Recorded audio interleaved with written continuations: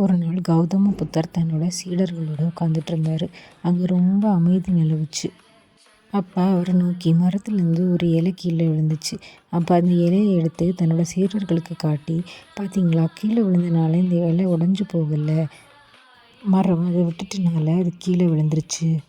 அவர் மேலும் தொடர்ந்தார், நம்ம வாழ்க்கையும் அதே மாதிரி தான், நம்ம சரியான நேரத்தில் சில விஷயங்களை விட்டுறலைன்னா நம்ம உடஞ்சி போயிடுவோம் அப்படின்னு சொன்னார். பொதுவாக மனிதர்கள் எல்லாருமே பிடிச்சி வச்சிருக்கிறது தான் அன்பு அப்படின்னு நினைக்கிறாங்க, விடாமல் இருக்கிறது தான் அர்ப்பணிப்பு அப்படின்னு நினச்சி வாழ்ந்துட்டுருக்காங்க. கொஞ்சம் யோசித்து பார்த்தா நம்ம வாழ்க்கையில் எதையெல்லாம் ரொம்ப இறுக்கமாக பிடிச்சிட்ருக்கோம். சில வலியை கொடுக்குற உறவுகளையும், நம்ம வாழ்க்கையில் இனிமேல் இது நடக்காதுன்னு தெரிஞ்சோம் நம்ம கனவுலேயே அதை விடாமல் நினச்சிக்கிட்டு இருக்கிறதையும், ரொம்ப நாளைக்கு முன்னால் நம்ம செஞ்ச ஒரு சிறு தவறு, அதை நம்ம இன்னும் மறக்க முடியாமல் அதை வச்சு நம்மளை கஷ்டப்படுத்திகிட்டு இருக்கோம்.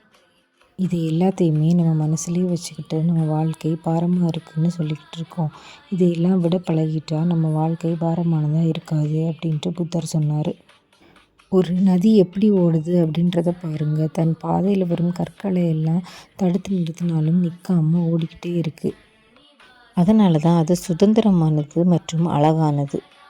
ஆனால் மனிதர்களாகிய நாம் ஏதாவது கஷ்டம் வந்தால் நின்றுடுறோம். அதாவது ஏதாவது தடங்கள் கல் மாதிரி வந்தால் நின்றுடுறோம். அதிலேயே நாம் எதிர்பார்ப்புகளை, பயத்தை, கோவத்தை எல்லாத்தையும் பிடிச்சிக்கிட்டு அங்கேயே நின்றுடுறோம். அதுக்கப்புறம் நம்மளையே நம்ம கேள்வி கேட்டுக்கிறோம், ஏன் என் மனசு நிம்மதியாக இல்லை அப்படின்ட்டு.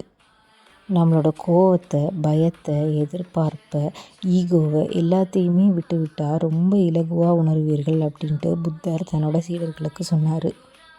விட்டு விடுறது அப்படின்னா நமக்கு கட்டுப்பாட்டில் இல்லாத ஒரு செயலையோ பொருளையோ நம்ம அதை பற்றி யோசிக்காமல் இருக்கிறது. இனிமேல் போனது நம்மளோட கட்டுப்பாட்டில் இல்லை அப்படின்ட்டு நம்ம மனசை ஏற்றுக்க வைக்க முடிகிறது. ஒரு நாள் ஒருவர் புத்தர்கிட்ட வந்துட்டு, என் மனசு அமைதியாகவே இல்லை, எப்பயுமே பதட்டமாக இருக்குது அப்படின்னு சொன்னார்.